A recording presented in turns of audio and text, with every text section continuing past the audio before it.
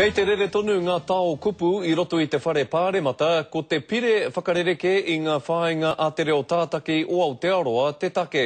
Hei tā te rōpū toranga pū Māori, me he mea ka whakakorea te tū tohinga a te reo tātaki, mā wairā te reo tātaki e prihi manaake. O tira mā wairā hoki te reo Māori me ona tikanga e whakatairanga. Kei te wānana tonu te whare pāremata I ngā whakarerekētanga a te kāwanatana ki te tū tohinga a te reo tātaki o Aotearoa.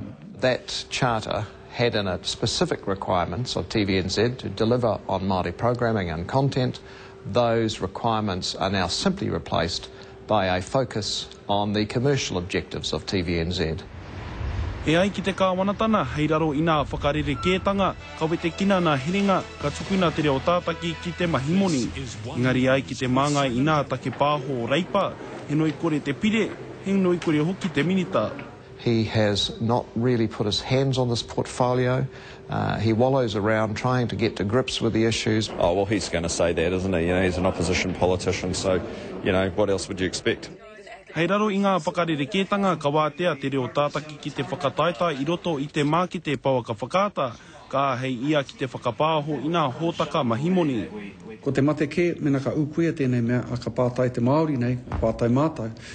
Kei hea me ki ngā whakamātautau, kei hea ngā taumata, ka ekena e TVNZ. I raro I te tū tohinga o te wānei me whakanui te reo tātaki I te reo Māori, he oi hei raro I ngā tikana hau me whakapāho ia I etahi hōtaka no te wā kaina nei, hei whakātu I te reo me te whakaaro Māori. Reflecting a Māori perspective is not presenting a Māori voice.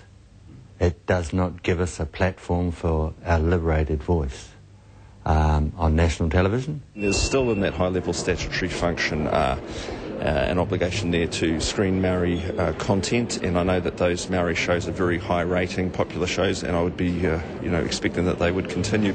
E ai ki tētahi māngai mo te reo tātaki, he whakaharahara nā hōtaka Māori, engari me aro tonu rātau ki nā tohutohu a te kai pupuri hea matua, ara te kā wanatana, raparata whai, te karere.